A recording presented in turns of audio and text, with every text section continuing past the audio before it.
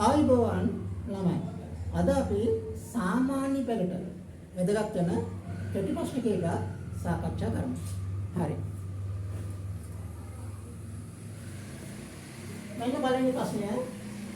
අරේ centimetre 14ක් වන වෘත්තයක හතරෙන් එක කේන්ද්‍රික ඛණ්ඩයකින් අනල් ලද ඉදි වෘත්ත කේතුවක අරය සොයන්න.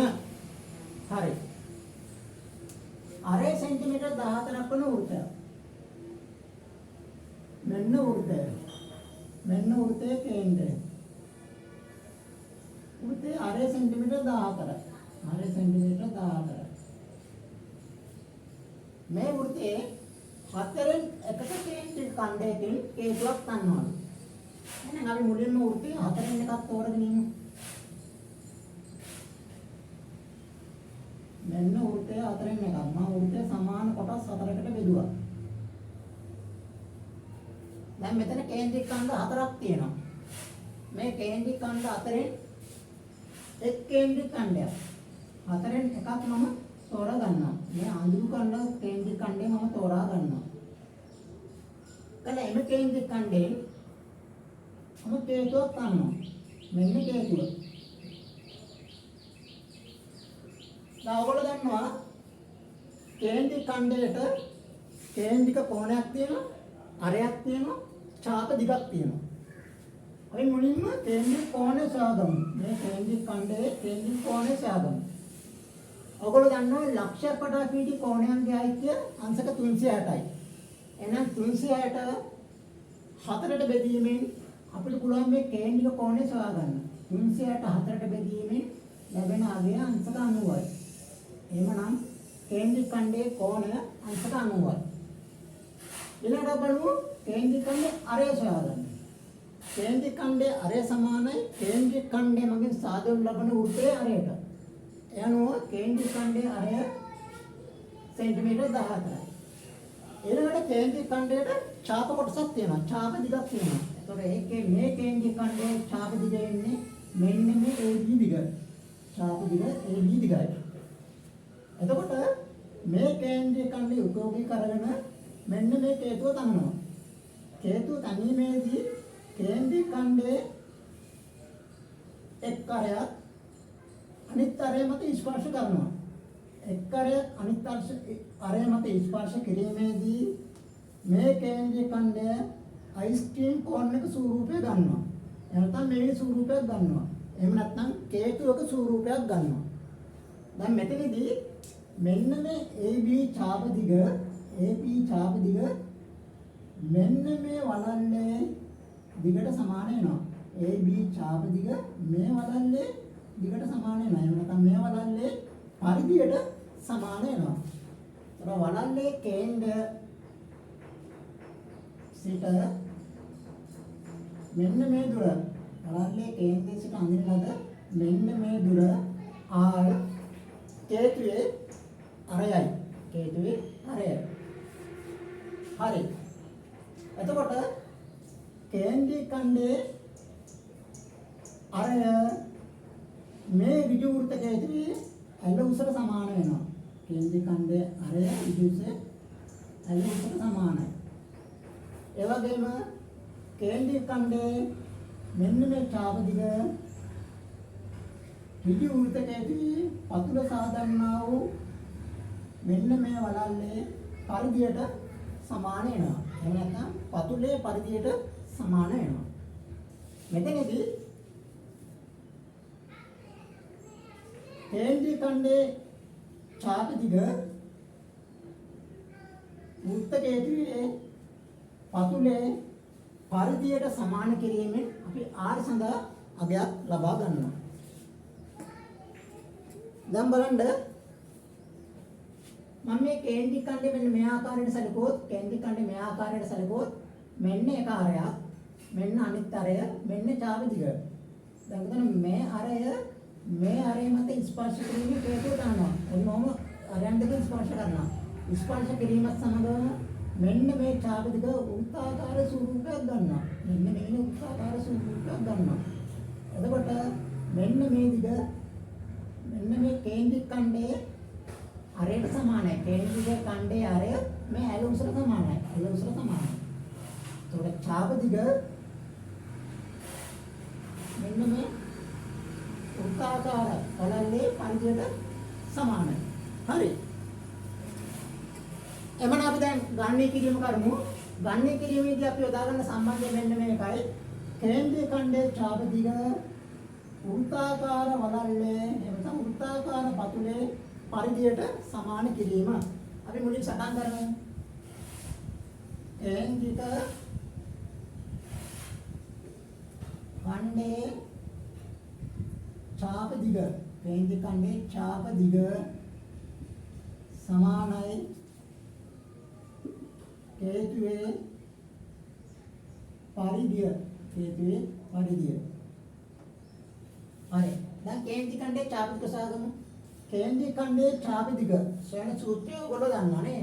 කේන්ද්‍රික කෝණය අංශක 90යි. අංශක 90 බෙදනවා 360න්. අංශක 90 360න් බෙදනවා. ගුණ කරනවා 2 5 කේන්ද්‍රික ඛණ්ඩයේ අරේ 14යි. තුන කිරීම 14. ඔන්න කේන්ද්‍රික ඛණ්ඩයේ ඡාප දිග සමානයි හේතුවේ පරිධිය. හේතුවේ පතුලේ අරය r නම් මේකේ පරිධිය එන්නේ 2πr නේ. පරිධිය එන්නේ 2πr. Simple r. මේ පරිධිය සමානයි 2πr. 2πr. අපි දෙපසින්ම 2π ඉවත් කර ගැනීමට දෙපසම අපි 2π වලින් බෙදමු. එතකොට මේ 2π වලට මේ 2π කැපෙනවා. මේ බිඳුවට මේ බිඳුව ගියා 9 1යි 9 4යි 36. එතකොට එක බෙදීම 4 අපි ගුණ කරමු 14 සමානයි r. 14 එකකින් ගුණ කරාම 14යි 14 බෙදීම 4 සමානයි r. 4 1යි 4 3 12යි දෙකක් ඉතුරුයි. අපි බිඳුවක් ගන්නවා. බිඳුවක් ගැනීමත් එක්කම දශම තිත තියෙනවා 20ට 4ක් 5යි. එමනම් r වල අගය සමානයි 3.5 සෙන්ටිමීටර. 9.5 සෙන්ටිමීටර. අනේ එමනම් අපි දැන් දෙවෙනි කෙටි ප්‍රශ්නට යමු. මේක දෙවෙනි කෙටි ප්‍රශ්නය. ගුණ කැලයක න්‍යාස තෝරා ගුණ කරන්න. න්‍යාස පිළිබඳ ප්‍රශ්නයක්. අපි න්‍යාස කීපයක් දීලා ගුණ කළ හැකි නම් ගුණ කරන්න කියලා කියනවා. හරි. පළවෙනි න්‍යාසය 1 4 3 2. පළවෙනි න්‍යාසය 1 4 3 2. 3 2. න්‍යාස යුගලක් ගුණ කිරීමට නම් දී තිබෙන න්‍යාස යුගලේ පළමු න්‍යාසය තීර ගණන දෙවෙනි න්‍යාසයේ පේලි ගණනට සමාන විය යුතුයි. එතකොට පළමු න්‍යාසයේ තීර ගණන දෙවෙනි න්‍යාසයේ පේලි ගණනට සමාන නම් පමණයි එම න්‍යාස යුගල ගුණ කළ හැකි වන්නේ. එහෙමනම් මෙතනදී අපිට න්‍යාසයක ගණය පිළිබඳ දැනුම වැදගත් වෙනවා. ඔයගොල්ලෝ දන්නේ න්‍යාසයක ගණය සමානයි පේලි කතිර තීර බව. න්‍යාසයේ ගණය පේලි කතර තීර පේලි ගණන ගුණ කිරීම තීර ගණනට සමාන බව ඔයගොල්ලෝ දන්නවා. එහෙනම් අපි මුලින්ම අපිට දී තිබෙන එක් න්‍යාසයේ ගණය සටහන් කරගෙන යමු. මෙන්න මේ න්‍යාසයේ ගණය. එහෙනම් ගණය සමාන වෙනවා පේලි කතර තීර වලට. මේ න්‍යාසයේ පේලි කීයද? පේලි 1යි. පේලි 1යි. තීර කීයද? තීර 1යි 2යි. තීර 2යි. එහෙනම් මේ ගණය 1 කතිර 2. මේ න්‍යාසය අපි හඳුන්වනවා පේලි න්‍යාසයක් ලෙස. අපි දැන් බලමු මේ න්‍යාසයේ ගණය කියන්නේ පේලි කතිර තීර. මේ පේලි ගණන කීයද? 1යි 2යි. පේලි 2යි. තීර කීයද? තීර 1යි. තීර 1යි. එහෙනම් මේ ගණය 2 කතිර 1. මේ න්‍යාසය අපි හඳුන්වනවා තීර න්‍යාසයක් ලෙස. දැන් මේ න්‍යාසය වල අපිට ගුණ කළ හැකිද? මොකක්ද මූල ධර්මය? එහෙනම් මොකක්ද අවශ්‍යතාවය? ගුණ කරන ලබන න්‍යාසය උගලේ පළමු න්‍යාසයේ තීර ගන්න දෙවෙනි න්‍යාසයේ පේලි ගන්න සමාන. පළමු න්‍යාසයේ පේලි ගන්න කීයද? 1යි. දෙවෙනි න්‍යාසයේ තීර ගන්නත් කීයද? 1යි. එහෙමනම් මේ න්‍යාසය උගල ගුණ කළ හැකියි. අපි දැන් බලමු මේ න්‍යාසය වල ගුණ කිරීමෙන් ලැබෙන න්‍යාසයේ පේලි ගන්න සහ තීර ගන්න මේ න්‍යාසය වල ගුණ කිරීමෙන් ලැබෙන න්‍යාසයේ පේලි ගන්න සමානයි පළමු න්‍යාසයේ පේලි ගන්න එකයි. ලැබෙන න්‍යාසයේ තීර ගන්න සමානයි දෙවෙනි න්‍යාසයේ තීර ගන්නට එකයි. එහෙමනම් ගුණ කිරීමෙන් ලැබෙන න්‍යාසයේ ඝනය 1 කතිර 1 කතිර එනවා. එහෙමනම් මේ න්‍යාස දෙක ගුණ කිරීමෙන් ලැබෙන න්‍යාසයේ ඝනය අපිට ලැබෙන්නේ 1 කතිර 1යි. හරි. එහෙනම් අපි දැන් න්‍යාසය වලට ගුණ කරමු. න්‍යාස ගුණ කිරීමේදී පළමු න්‍යාසයේ පළමු පේලිය දෙවෙනි න්‍යාසයේ පළමු තීරයත් එක්ක ගුණ කරනවා.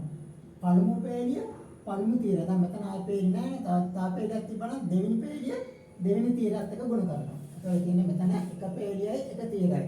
එහෙමනම් මේ පේලිය මේ තීරයෙන් ගුණ කරලා ලැබනාගේ එක අගයකට ගේනවා. ලැබනාගේ එක අගයකට ගේනවා. හරි. අපි එහෙනම් දැන් ගුණ කරමු බලන්න. කොහොමද ගුණ කරන්නේ? පළමු පේලිය ගුණ කරනවා පළමු තීරයෙන්. පළමු පේලිය ගුණ කරන්න ඕනේ පළමු තීරයෙන්. ලැබනාගේ එක අගයකට ගේනවා. හරි. හරි. බලන්න දැන් 1 වරක් 3 3යි. 1 වරක් 3 3යි. 4 වරක් 2 8යි. 4 වරක් 2 8යි. අපි දැන් 3යි 8යි එකතු කරනවා. 3යි 8යි එකතු කරාම කීයද එන්නේ? 11යි. 3යි 8යි එකතු කරාම 11යි.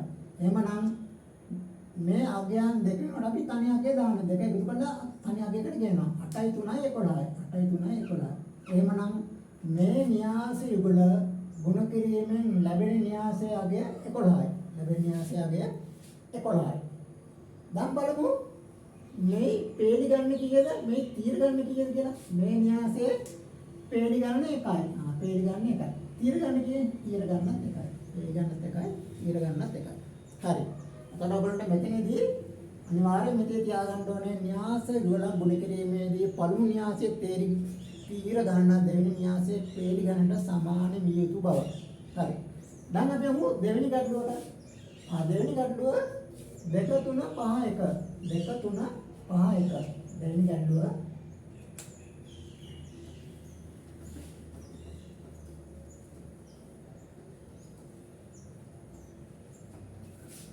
2 3 5 1. පළමු 2 3 5 1. 5 1. 2 3 5 1. හරි. අපි මුලින් මේන න්‍යාස දෙකේ ඝනය සටහන් කරගෙන යමු. මෙන්න මේ න්‍යාසයේ ඝනය. පේලි ගන්න කීයද? පේලි ගන්න 1යි. තීර ගන්න කීයද? 1යි 2යි. තීර ගන්න 2යි. එහෙනම් ඝනය 1 කතිර 2. මේ න්‍යාසයේ පේලි ගන්න කීයද? 1යි. පේලි ගන්න 1යි. තීර ගන්න කීයද? 1යි 2යි. තීර ගන්න 2යි. එහෙනම් මේ ඝනය 1 කතිර 2. එමනම් මේ න්‍යාස දෙක ගුණ කිරීම නම් තිබිය යුතු අවස්ථාව මොකක්ද? පළමු න්‍යාසයේ තීර ගන්න දෙවෙනි න්‍යාසයේ පේලි ගන්න සමාන වෙනවා. අපි බලමු සමාන කියලා. පළමු න්‍යාසයේ පේලි ගන්න කීයද? 1යි. දෙවෙනි න්‍යාසයේ තීර ගන්න කීයද? 2යි. පළමු න්‍යාසයේ පේලි ගන්න දෙවෙනි න්‍යාසයේ තීර ගන්න සමාන නැහැ. එහෙමනම් මේ න්‍යාසය වල ගුණ කිරීමට හැකියාවක් ලැබෙන්නේ නැහැ. හරි. හරි. එහෙනම් අපි දැන් යමු ඊළඟ න්‍යාසය වලට.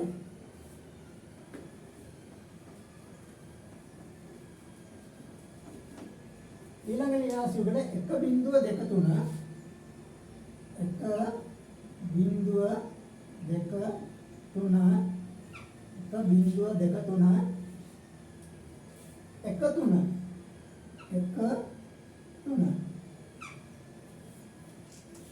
හරි. අපි මුලින්ම න්‍යාසයේ ඝනය ලියාගෙන යමු. ඝනය සමානයි පේලි ගණන කතිර තීර ගන්නට. මේකේ පේලි කීයද? 1යි 2යි. පේලි 2යි. තීර කීයද? 1යි 2යි. තීරත් 2යි. 1 කතිර 2. මේ න්‍යාසය අපි හඳුන්වනවා පේලි ගන්න තීර ගන්න සමාන නිසා සමචතුරස්‍ර න්‍යාසයක් ලෙස. සමචතුරස්‍ර න්‍යාසයක්. දැන් අපි මේ න්‍යාසයේ පේලි ගන්නයි තීර ගන්නයි බලමු. පේලි කතිර තීර. පේලි ගන්න කීයද? 1යි 2යි. පේලි 2යි. තීර කීයද? 1යි. තීර 1යි. එහෙනම් ඝනය 2 කතිර 1. දැන් අපි බලමු මේ න්‍යාසය වල ගුණ කළ හැකිද කියලා. න්‍යාසය වල ගුණ කළ හැකිද කියලා බලමු. ගුණ කිරීමට තිබිය යුතු නීතිය මොකද්ද? අපිට අවශ්‍යතාවය මොකද්ද? පළමු න්‍යාසයේ තීර ගන්න දෙවෙනි න්‍යාසය පේලි ගන්න සමාන වෙන්නේ. පළමු න්‍යාසයේ තීර ගන්න 2යි. දෙවෙනි න්‍යාසයේ පේලි ගන්න 2යි. නා තීර ගන්න පේලි ගන්න සමානයි. ඒ නිසා මේ න්‍යාසය වල ගුණ කිරීමට හැකියි. අපි බලමු ගුණ කිරීමෙන් ලැබෙන න්‍යාසයේ ගණය. ගුණ කිරීමෙන් ලැබෙන න්‍යාසයේ පේලි ගණන පළමු න්‍යාසයේ පේලි ගන්න සමානයි. පේලි ගන්න 2යි. ගුණ කිරීමෙන් ලැබෙන න්‍යාසයේ තීර ගන්න දෙවෙනි න්‍යාසයේ තීර ගන්න සමානයි. තීර ගන්න 1යි. එහෙනම් ගුණ කිරීමෙන් ලැබෙන න්‍යාසයේ ගණය 2 කතිර 1යි. 2 කතිර 1යි. හරි. දැන් මේ 2 කතිර 1 අනුව මෙන්න මේ න්‍යාසෙ පිළිට විදිය පොඩ්ඩක් බලන්න. 2 කතිර 1. පේලි 2යි තීර 1යි. පේලි දෙකක් තියෙනවා. පේලි දෙකක් තියෙනවා එක තීරයක් තියෙනවා. නේ? ඒ අනුව අපි ගුණ කරලා අගයන් සම්පූර්ණ කරනවා. දැන් කොහොමද ගුණ කරන්නේ? පළමු පේලිය පළමු තීරයත් එක්ක ගුණ කරනවා නේ. එතන ඊළඟට දෙවෙනි පේලිය පළමු තීරයත් එක්ක ගුණ කරනවා. පළමු පේලිය පළමු තීරයත් එක්ක ගුණ කරමු. එක්වරක් එක 1යි. එක්වරක් එක 1යි. එතන බිංදුවරක් 3. එක්වරක් එක බිංදුවරක් 3. බිංදුවරක් 3 බිංදුවයි. බිංදුවරක් 3 බිංදුව. එක ධන බිංදුව. එක ධන බිංදුව. එකට බිංදුවක් එකතු වුණා ලැබෙනාගේ 1යි. ලැබෙනාගේ 1යි. ලැබෙනාගේ 1යි. දැන් අපි බලමු දෙවෙනි පේලිය පළමු තීරයෙන් ගුණ කරන්නේ. දෙවරක් එක 2යි. දෙවරක් එක 2යි. තුන්වරක් 3 9යි. තුන්වරක් 3 9යි. 2යි 9යි එකතු කරාම 11යි. එහෙනම් ඊළඟ ආගය 11යි. ඊළඟ ආගය 11යි. එතකොට මේ න්‍යාසයේ එක ආගයක් එක ඊළඟ ආගය 11. මේක තීර න්‍යාසයක් වෙනවා. ඔයගොල්ලන්ට ඕන මුලින්ම ගණය ලියලා ඒ ගණයට අනුව න්‍යාසය සම්පූර්ණ කරන්න. පේලි මේක ඇරිය නම් පේලි දෙකක් සහ තීර එකක් ලැබෙන ආකාරයට. හරි. අපි ඊළඟ ප්‍රශ්නයට යමු. ඊළඟ ප්‍රශ්නේ 1 ඍණ 2 1 ඍණ 2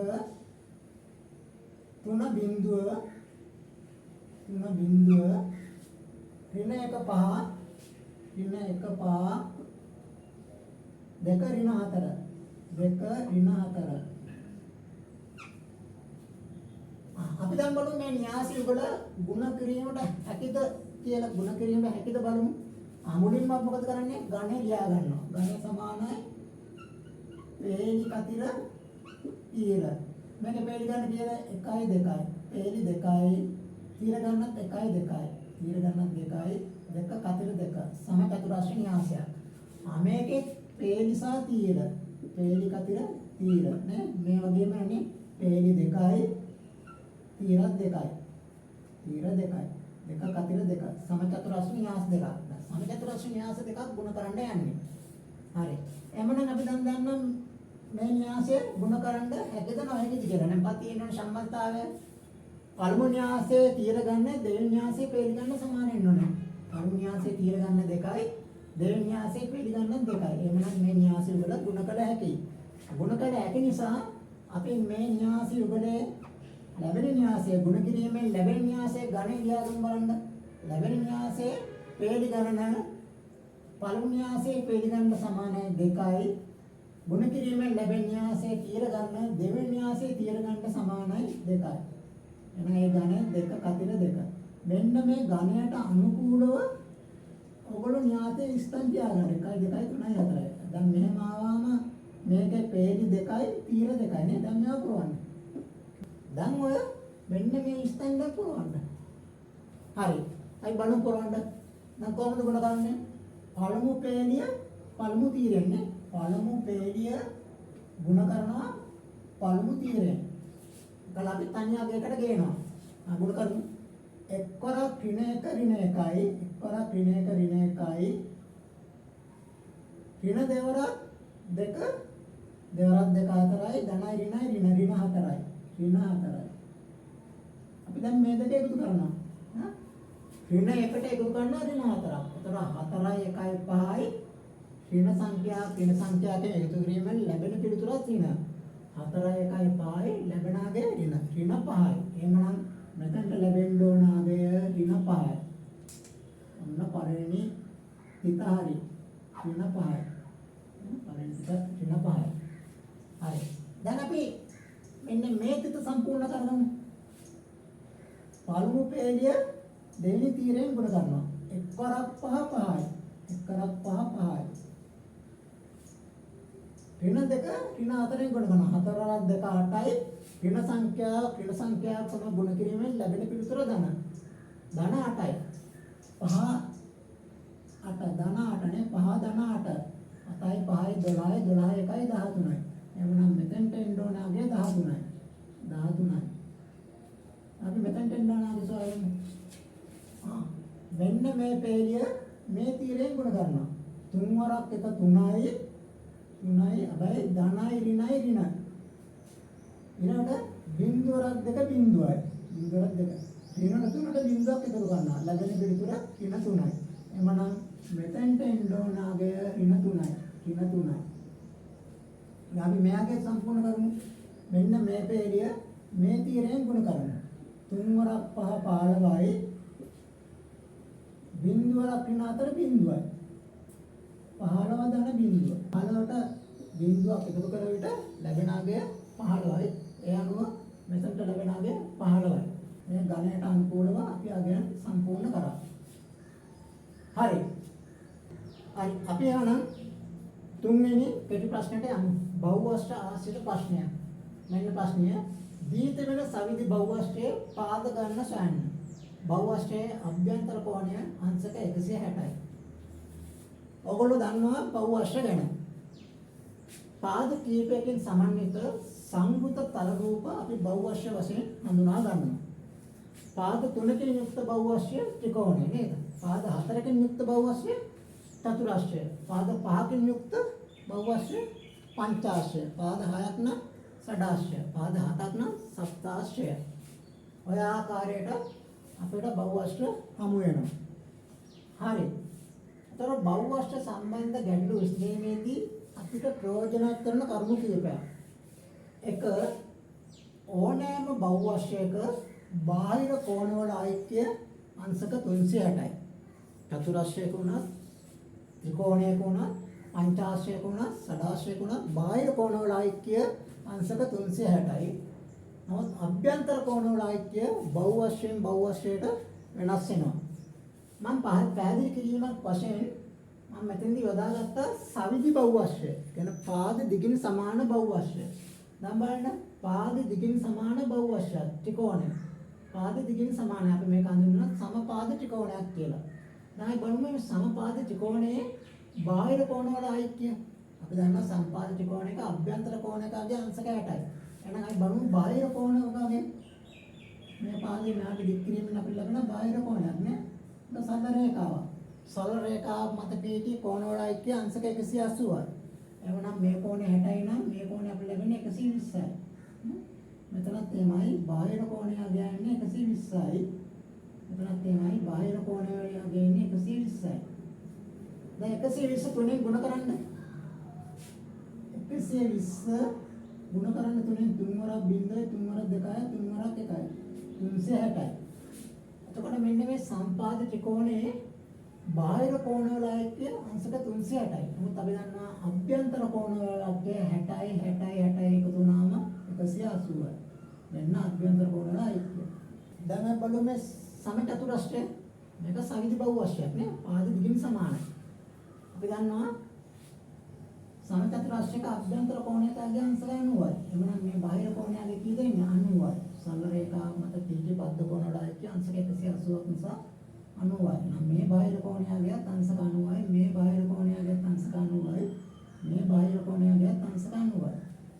90 ඒවා 4ක්. ඊට 90 ඒවා 4ක්. 90 ගුණ කරන්න 4ෙන්. 4ක් බිංදුවයි 9ක් 4 36යි. අංශක 360යි. සමචතුරස්‍රයක නම් අභ්‍යන්තර කෝණවල ආගය එන්නේ 360යි. දැන් බලන්න මේ සවිධි පංචාශ්‍රය. අපි බලමු සවිධි පංචාශ්‍රයක මේ අභ්‍යන්තර කෝණයක ආගය අංශක 108යි. 108යි. එhmenan අපි දැන් බලමු බාහිර කෝණවල ආගය. මේ කෝණය ආගය කීයද? සරල රේඛා පිටි කෝණවලගේ අංශක 180යි. මේ කෝණය 180යි නම් මේ කෝණය 72යි. ඒ වගේම මෙන්න මේ බාහිර කෝණයගේ 72යි. මේ බාහිර කෝණයගේ 72යි. මේ බාහිර කෝණයගේ 72යි. මෙන්න මේ බාහිර කෝණයගේ 72යි. එතකොට 1යි 2යි 3යි 4යි 5යි.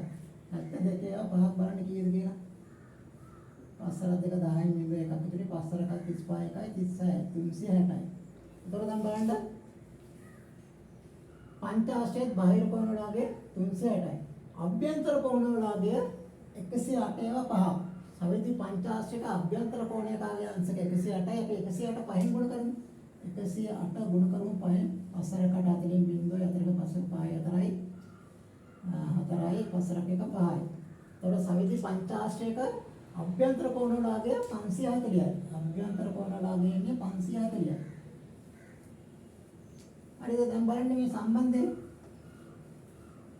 ත්‍රිකෝණයේ චතුරස්‍රයේ පංචාශ්‍රයේ බාහිර කෝණවලගේ 360යි. නමුත් අභ්‍යන්තර කෝණවලගේ බහුවස්ත්‍රයෙන් බහුවස්ත්‍රයට වෙනස් වෙනවා නේ. ත්‍රිකෝණයේ 180යි, චතුරස්‍රයේ 360යි, පංචාශ්‍රයක 540යි. හරිද? එතකොට මේ බහුවස්ත්‍ර සවිදු වුණා නොවුණා සෑම බහුවස්ත්‍රයකම බාහිර කෝණයගේ 360යි, අභ්‍යන්තර කෝණවලගේ මෙන්න මේ ආකාරයට වෙනස් වෙනවා. හරි. ඔන්න ඔක කොහොමද කරුණා? එතකොට පළවෙනි කරුණ මොකක්ද? සෑම බහුවස්ත්‍රයකම බාහිර කෝණවලගේ 360ක් වන අතර අභ්‍යන්තර කෝණවලගේ බහුවස්ත්‍රයෙන් බහුවස්ත්‍රයට වෙනස් වේ. හරිද? හරි. මම මේක විතර කියන්නම් බාහිර කෝණවල අයිත්‍ය සමානයි අංශක 180යි. ඕනෑම බහුවස්ත්‍රයක බාහිර කෝණවල අයිත්‍ය අංශක 180 වෙනවා. අභ්‍යන්තර කෝණවල අයිත්‍ය බහුවස්ත්‍රයෙන් බහුවස්ත්‍රයට වෙනස් වෙනවා. දෙවෙනි කරුණ අපි බලමු සවිදි බහුවස්ත්‍ර පිළිබඳව. මම මේ ගැටලුවෙන් අහන්නේ අපිට සවිදි බහුවස්ත්‍රයක් පිළිබඳව. සවිදි බහුවස්ත්‍ර කියන්නේ පාද දිගින් සමාන බහුවස්ත්‍රය. මම මේ විදිහට පෙන්වුම් කරේ සවිදි බහුවස්ත්‍රය. මේ සවිදි බහු ත්‍රිකෝණය, සමපාද ත්‍රිකෝණය, සමචතුරස්‍රය, සවිදි පංචාශ්‍රය. හරි. එතකොට මේ සවිදි බහුවස්ත්‍ර වල අභ්‍යන්තර කෝණ විශාලත්වයෙන් සමානයි. ඒ වගේම බාහිර කෝණත් විශාලත්වයෙන් සමානයි. මේ බලන්න අභ්‍යන්තර කෝණ 60යි 60යි 60යි. සවිදි නිසායි විශාලත්වයෙන් සමාන වෙන්නේ. සමචතුරස්‍රය ගත්තත් එමයයි 90යි 90යි 90යි. සවිදි නිසා අභ්‍යන්තර කෝණ විශාලත්වයෙන් සමානයි. ඒ නිසාම බාහිර කෝණත් විශාලත්වයෙන් සමාන වෙනවා. මේ සවිදි පංචාශ්‍රයක්ෂයමයි අභ්‍යන්තර කෝණයගේ 108යි 108යි 108යි. අභ්‍යන්තර කෝණ විශාලත්වයෙන් සමානයි. ඒ නිසාම බාහිර කෝණවලගේ විශාලත්වයෙන් සමාන වෙනවා. අන්න ඒකත් වැදගත් කරුණක්. මොකක්ද ඊළඟ වැදගත් කරුණ? සවිදි බහුවස්ත්‍රයක බාහිර කෝණ විශාලත්වයෙන් සමානයි. අභ්‍යන්තර කෝණ විශාලත්වයෙන් සමානයි. සවිදි බහුවස්ත්‍රයක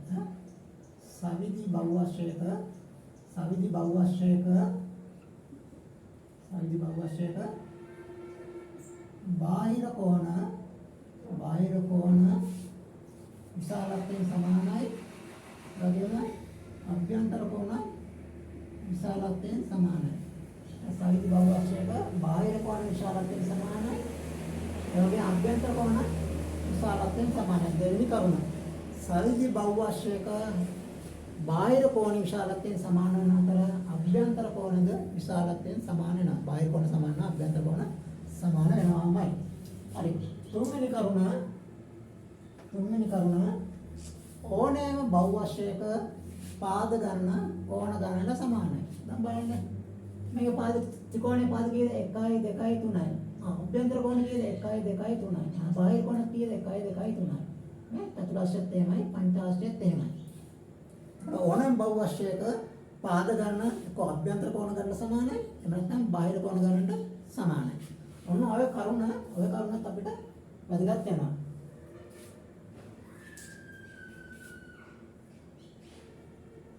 පාද ගණන සමානයි කෝණ ගණන.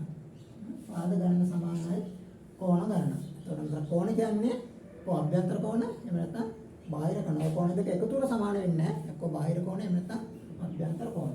හරි. එහෙනම් අපි ඔය කරුණු තුනක් හිතේ තියාගෙන මේ ගැටලුවට පිළිතුර ගන්න බලමු. දැන් අපේ ගැටලුවෙන් අපිට දෙන්නේ සමීප බහුවශ්‍රයක් නේ. ගැටලුවෙන් අපිට දෙන්නේ මෙන්න මෙහෙම රූටක් අපිට දීලා තියෙන්නේ. මෙන්න රූටක් දීලා අපිට සමීප බව පෙන්නනවා මෙහෙම දීලා මේ කෝණය 160ක් බව අපිට දෙනවා. මේ කෝණය 160ක් බව අපිට දෙනවා. හරි. දැන් ආන්නේ දී තිබෙන බහුවශ්‍රයේ පාද ගන්න සොයන්න. මේ බහුවශ්‍රයේ පාද ගන්න අපි ගන්න.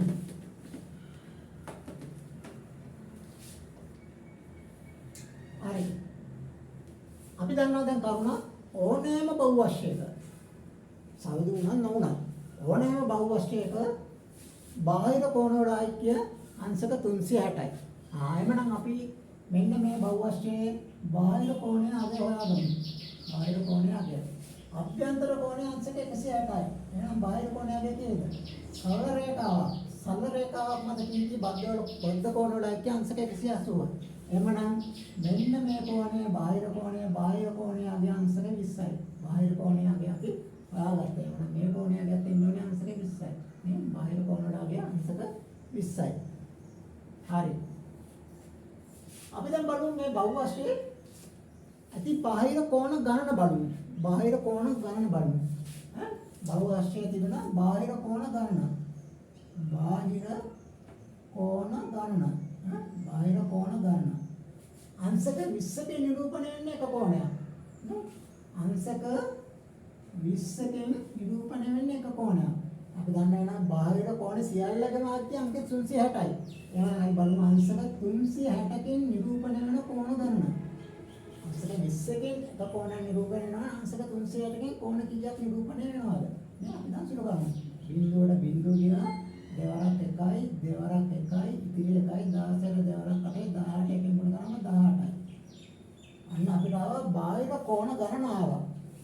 බාහිර කෝණ ගන්න 18යි. බාහිර කෝණ ගන්න 18යි.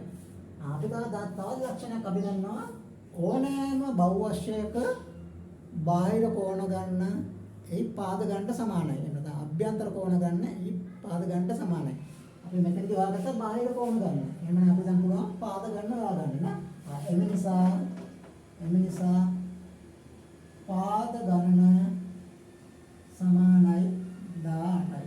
කෝණ ගන්න පාද ගන්නට සමාන වෙයි. කෝණ ගන්න පාද ගන්නට සමාන වෙයි. මේ බහුවශ්‍රයේ පාද ගන්න ගන්න. එහෙනම් දී තිබෙන බහුවශ්‍රයේ පාද ගන්න පාද 18යි. මෙතන ගන්න අපි ලැබෙන්නේ සවිදි බහුවශ්‍රයයි. අපි ලැබෙන්නේ සවිදි බහුවශ්‍රයයි. එහෙනම් අපි හතරවෙනි කෙටි ප්‍රශ්නට යමු. මෙන්න හතරවෙනි ප්‍රශ්නය. A ධන B ඝනය සමානයි A ඝනය ධන 3ක් A වර්ගයේ B ධන 3ක් A B වර්ගයේ ධන B ඝනය යන්න භාවිතයෙන් A ධන B සමානයි 2 AB සමානයි ඍණ 5 වන විට A ඝනය ධන B ඝනයයි අගය සොයන්න. ඝනායිතික ප්‍රසාරණය ආශ්‍රිත ගැටලුවක්. හතරවෙනි ගැටලුව. A ධන B ඝනය සමානයි A ඝනය ධන 3ක් A වර්ගයේ B ධන 3ක් A B වර්ගය ධන B ඝනය යන්න භාවිතයෙන් A ධන B සමානයි 2 AB සමානයි ඍණ 5 වෙන විට අපෙන් අහනවා A ඝනය ධන B ඝනයේ අගය. හරි. දැන් A ධන B සමානයි 2යි. ගැටලුව තුළ A ධන B දකින්න ලැබෙනවා. AB සමානයි ඍණ 5යි. නමුත් ගැටලුව තුළ AB වලගේ දකින්න ලැබෙන්නේ නැහැ. මෙතන තියෙන්නේ A වර්ගයේ B, මෙතන තියෙන්නේ AB වර්ගයක්. එහෙනම් අපි මෙන්න මේ සමීකරණයේ යම් සුළු කිරීමකට භාජනය කිරීමෙන් සමීකරණය තුලින් AB අගය මතු කරගන්න බලමු. හරි. A ධන B ඝනය සමානයි A ඝනය ධන 3ක් A වර්ගයේ B 3ක් A B වර්ගය. ඔය පද දෙකටම පොදු සාධකයක් වෙනව නේද? 3ක් AB 3ක් AB 3ක් AB පද දෙකේම 3ක් AB දකින්න ලැබෙනවා. ඒ නිසා අපි 3ක් AB වරහණකින් ඉවතර ගන්නවා. ඉවතර ගත්ත ධනාගය නිසා මේ ධන ලකුණේ වෙනසක් සිදු වෙන්නේ නැහැ. අපි මෙන්න මේ ස්ථානය සම්පූර්ණ කරමු. ධන B ඝනය. දැන් අපි මෙතෙන්ට අගයක් යොදමු. එම අගය 3ක් AB වලින් ගුණ කිරීමෙන් 3ක් A වර්ගයේ B ලබා ගමු. එහෙමනම් මෙතෙන්ට යෙදිය යුතු අගය A. 3ක් AB A වලින් ගුණ කිරීමෙන් 3ක් A වර්ගයේ B අපි ලබා ගන්නවා. අපි මෙතෙන්ට අගයක් යොදමු. එම අගය 3ක් AB වලින් ගුණ කිරීමෙන් 3ක් A B වර්ගය ලබා ගමු. ඒ සඳහා අපි මෙතෙන්ට B යොදා ගමු. එතකොට B 3ක් AB වලින් ගුණ කිරීමෙන් 3ක් AB වර්ගය අපිට ලැබෙනවා. හරි. දැන් A ධන B වල අගය කියලා දෙන තැන 2යි. ඒ වගේම AB වල අගය අපිට දෙන ඍණ 5යි. එහෙමනම් අපි B ඇති අගයන් ආදේශ කිරීමෙන් A ධනය ධන B ඝනයේ අගය සොයාගමු. A ධන B ඝනය. A ධන B සමානයි 2යි.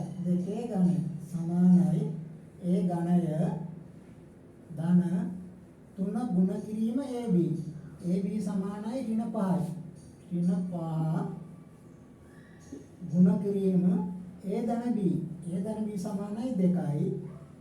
ධන B ඝනය.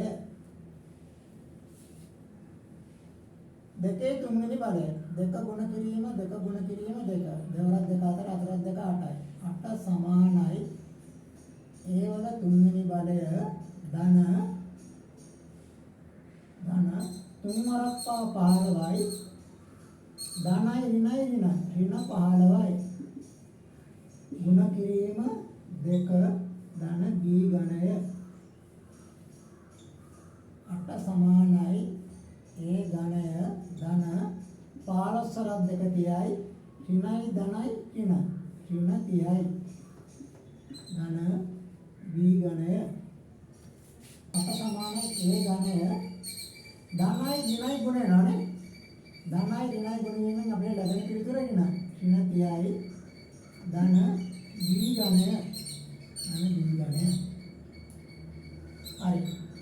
අපි ඍණ 30 අරන් යමු සමාන ලකුණින් අම්මත පැත්තට. එතකොට ධන 30යි. ධන 30 සමානයි A ඝනය ධන B ඝනය. A ඝනය ධන B ඝනය.